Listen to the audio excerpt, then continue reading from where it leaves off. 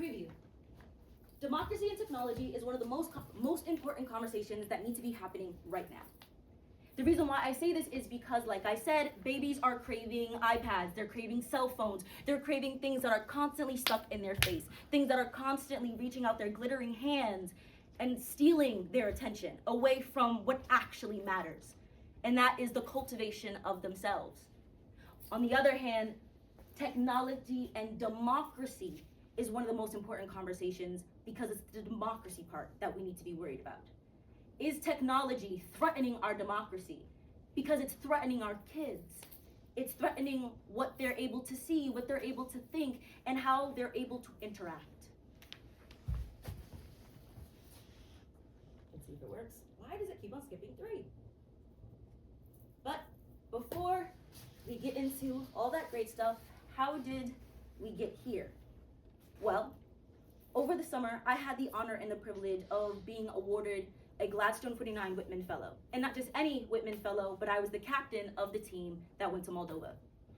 What the hell were we doing in Moldova? Community development work. And it was all about how do you bring communities together using the power of economic development and voice. While I was there, let's see if it worked. Okay, yeah, it worked out. While I was there, my specific project and focus was on how can we use the power of social media to help improve civic engagement. Because civic engagement is about how we, the individuals, sometimes as individuals in terms of voting, but sometimes as groups of people, come together to participate in our societies. While I was in Moldova, I had the honor of working with 3 Junior Whitman Fellows on creating a community podcast about going into their communities and getting their people's perspectives, because it's about understanding we do not live in this world by ourselves. And on top of that, we are all moving toward the digital age. So why not begin to create and use the power of social media, thank you, Chris, to share something more deeper. And that is each other's voices. Okay. No, where's 5? So, when I came back to America, after being in Moldova with lovely people, I asked myself, what the crap am I gonna do for my capstone? And that led me to these questions. I'm a film and media studies major that's doing economic development. And through the power of social media, I guess, but what does that actually mean for me? What is my contribution to these ideas, to this massiveness called society, and how can I help? And that led me to asking these questions. How can film and media be positioned in the greater context of discourse on a reimagining how public discourse is facilitated? Actually, I think to expand on this question a little bit more, when I also came back to the States, I had realized something very serious. We don't talk to each other.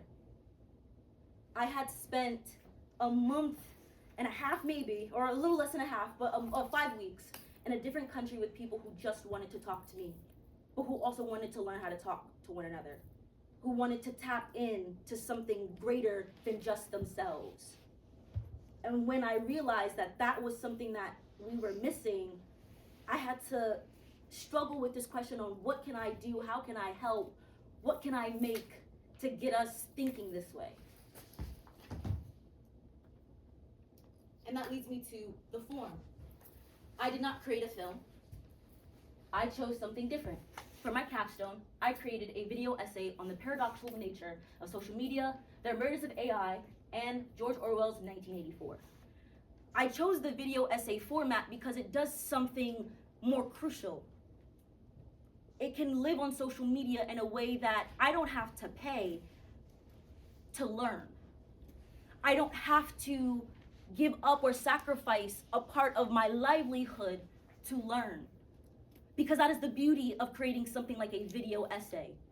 It is that you are one, the first component of it is there's this intellectual or academic aspect to it. It is all about analysis of something. But the other part of it is that you can be creative. You can add in cinematic elements. You can entertain the viewer into loving learning.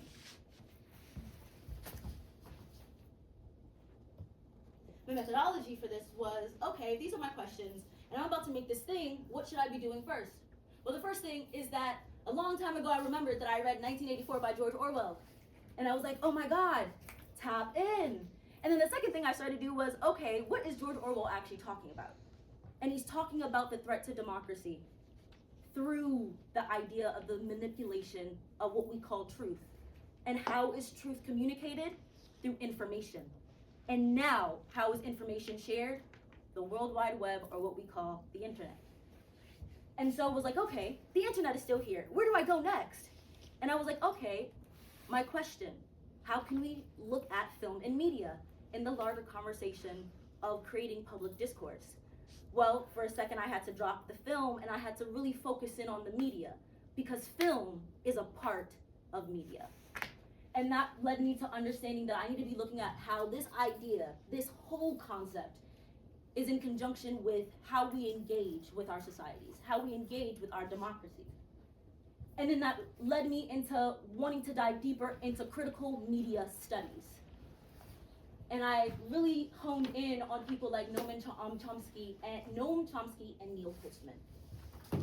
And then on top of that, I just also was really inspired by the plethora of video essays that I love to watch, which you will see later. So, the first thing that I want to do is ask the audience, what do you guys believe mass media is? Anyone can shout it out.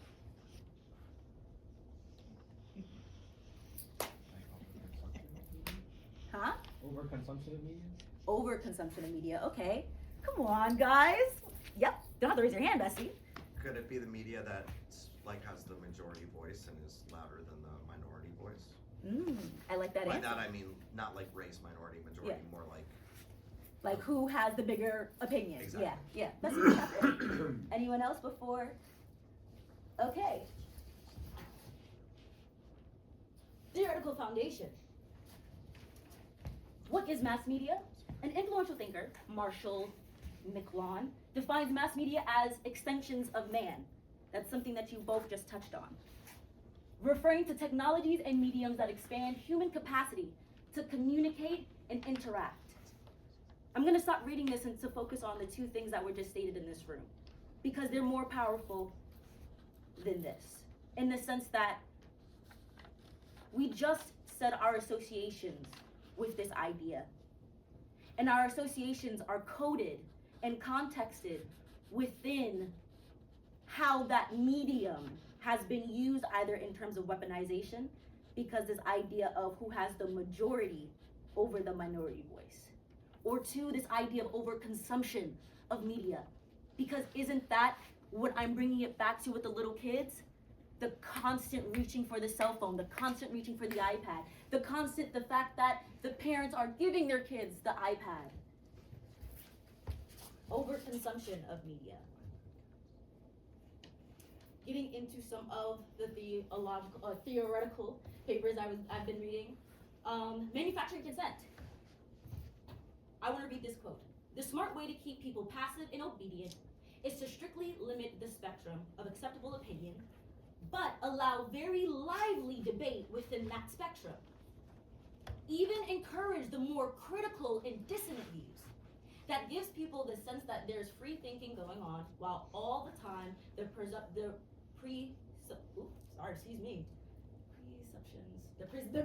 of the system are being reinforced by the limits put on the range of the debate.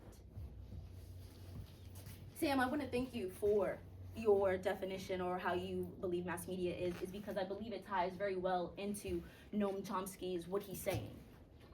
Essentially, just yap until people want to yap some more, but make it all confusing. Because it's all about who has the bigger yap that's more appealing to us. Meaning who has the bigger opinion that connects with us the most, who's talking that good talk. And I think we can see this reflected in the US 2024 election, simply because of the fact that there was someone who yapped a really good yap, or there were two candidates that yapped a really good yap. But some people liked one yap more. And when it came time for media to play its part, to give us the presidential debate, give us these two candidates that now have to present their information, what did it actually turn into? A big yap session where insults were thrown, Very little information was given, but we had journalists asking these critical questions. And I just want to leave with you all, did any of them actually get answered?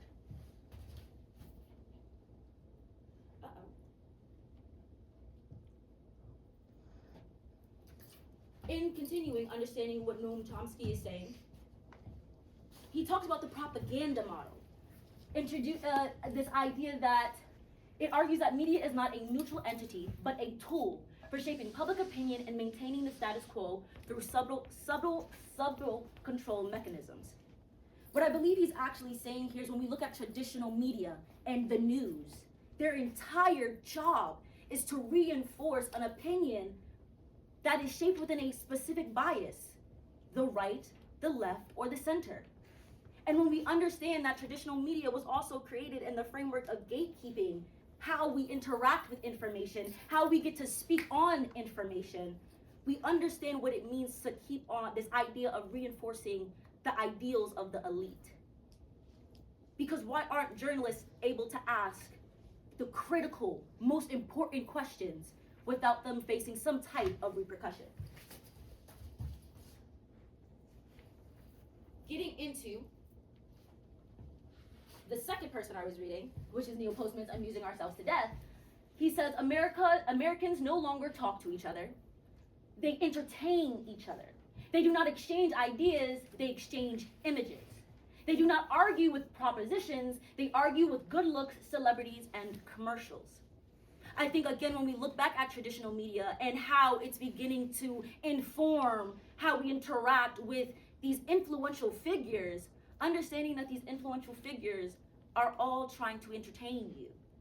Understanding that they are trying to sell you something, because that is what traditional media has turned into. Amusing you to death, turning you into a meme. And all of this, we can say, oh, it's because of internet culture or pop culture or meme culture. Or can we say that, and here's a question I'm posing for all of us to think about, Americans got to this idea of no longer talking but sharing images because our institutions stopped facilitating those very vital conversations itself.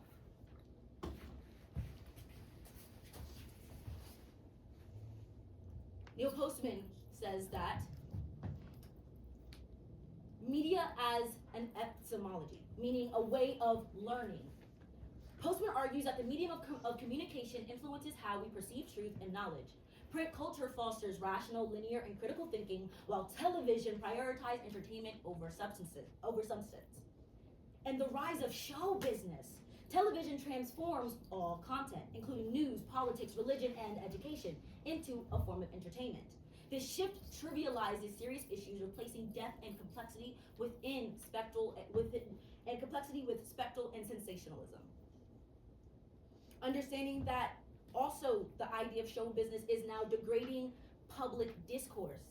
Postman critiques how television's format, focused on visuals and emotional appeals, undermines rational debate. Complex topics are reduced to sound bites, leaving little room for critical thinking or meaningful engagement. He says a whole lot more, but the point that he's trying to drive home is media, and specifically television, show business, is again trying to pull you away from having these critical conversations. Postman does say when TV does it correctly, it can be a transformative and powerful way of highlighting discourse, because it's plugging in a way that's not just entertainment, but is also using creativity as a means of agitation, because that's what art does, it is an agitator. But his overall point is that because television isn't doing that anymore, it's going more into the spectacle, more into how can I make you react, it's pulling us away again from something much deeper.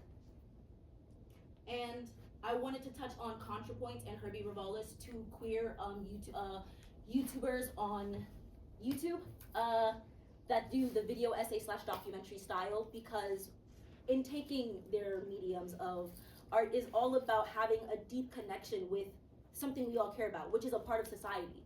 ContraPoints is a trans filmmaker, also ex-PhD actually, let me just go to the slide. My bad, guys. Oh no. ContraPoints is the online show of Natalie Wayne, a philosopher and video essayist known for her nuanced, theoretical, and highly stylized YouTube content. Her work explores complex social, cultural, and political issues such as gender identity and online discourse, often engaging with contentious debates within progressive and reactionary spheres.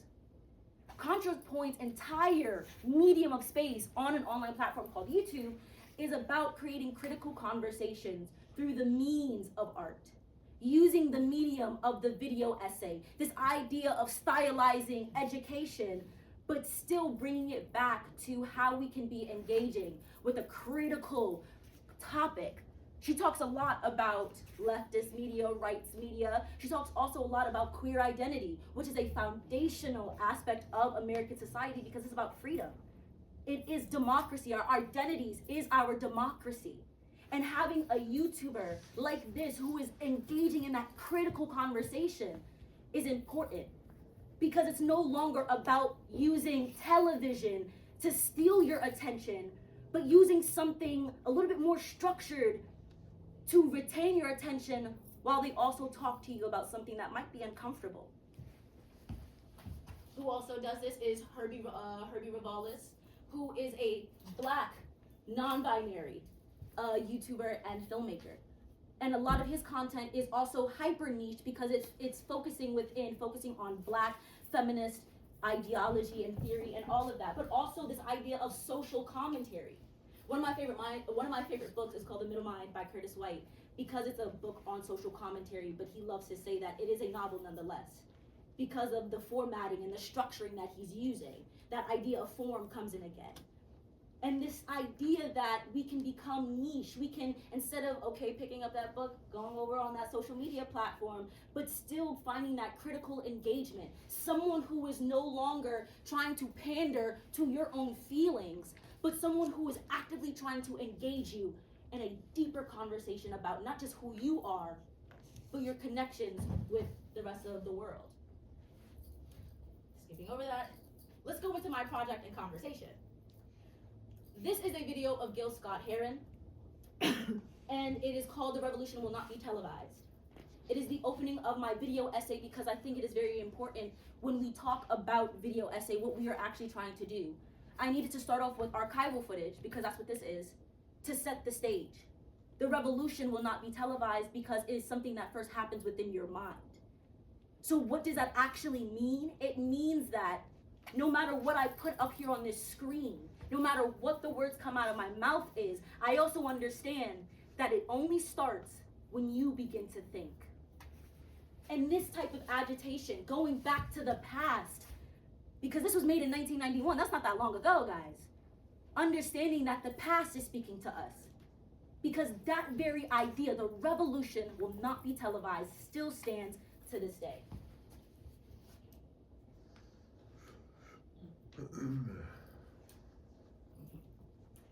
So, I want to move over a little bit into my findings because I think that's also very important on how we can understand my own project. Mass media is a language. Mass media functions as a system of communication that shapes our public discourse, much like a language. If I say, hey, that water bottle is cool, you know what that means. I'm speaking to you in a way that you can understand. It consists of various dialects with each form, with unique conventions that influence how societies interpret information and form collective values. Film is a dialect, and I believe that video essays are a niche dialect of film. Why? It's because video essays are a specialized dialect within film, blending academic analysis with creative storytelling. This format uses visuals, voiceovers, and music to explore complex themes in an accessible, engaging way, democratizing knowledge and fostering deeper public discourse. Because that's its functionality. Again, it's to talk to you. It's to, for those of you who know, it's to Larry King and Larry King you to death. I'm sitting at this table talking with this prime minister, or I'm talking with this religious studies guy from across the world. Like, that idea of sitting down and having those important conversations. Whereas film is about, again, showing you the fantasy, showing you how the film itself is creating the larger story. And so, that leads us to this idea of encoding and decoding. Encoded and decoded theory is a communication model introduced by Stuart Hall, widely used in film and media studies and linguistics to understand how messages are produced, transmitted, and interpreted. Understanding that because mass media is a language, film is a language, and it's encoded with a message that you, the audience, has to decode. What is video essays encoded with, and what do you, again, the audience, have to decode? Well, in my opinion, in my assertion, with video essays, my encoded message is very direct. I am speaking to you. There's a script I'm following, but I'm giving you a series and sets of information. But when you add in that filmatic layer, in which I did, if we can, nope, because I don't have my video, okay.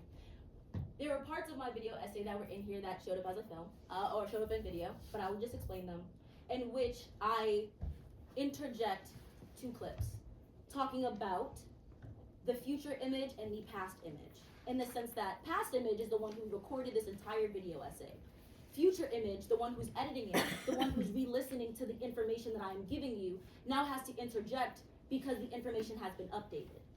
And future image can interject the new idea into the video essay because it's about the updated information, not about the story I'm trying to sell you. And again, that's all about decoded and encoded information. Getting to why this all matters.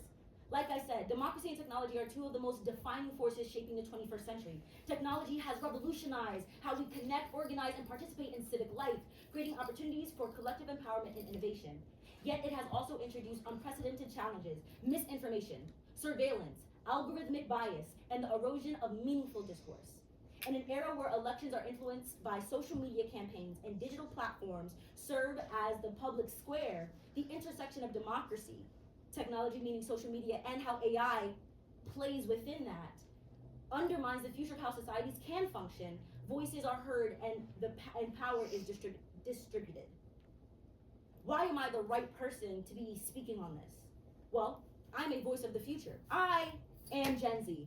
I will one day inherit this earth in a way that, I don't have money right now to be spending like that, but soon I will have a job that puts money in my pocket that allows me to then influence a lot of things, hopefully. And understanding that what makes someone an inheritor is their quote-unquote contribution to the space. This is my contribution. This is something that I worry about for my younger cousins and younger kids. But it is also something that has liberated me because I'm a content creator. My phone is on a tripod right now recording this presentation so that it can go on social media, so that people can hear my voice. And so it's about finding this space between how do we engage with something authentically, going back to what Chris said earlier, and also understanding when we're being perverse. And how do we stay away from falling into corruption? The stakes are high, guys. We all need to get into looking into this more because this also affects you. This affects your loved ones. This affects your jobs and how you interact with them. This affects every part of your life. So please begin to have these conversations, and please also begin to think about how you are intaking and using and your relationship with media and mass media. Is it influencing you to do something that, I don't know, you necessarily wouldn't have done? Is it taking your attention away from the actual important conversations about not just identity, but also how the rest of the world is functioning? When you watch the news, is it news that confirms your own biases or agitates a thought within you? Because understand that this is a complex topic that my little video essay and even my little presentation right now can't even begin to fully. So, I thank you all for your time. This is all the time I have on Images Yap session. Thank you all for coming. Yay!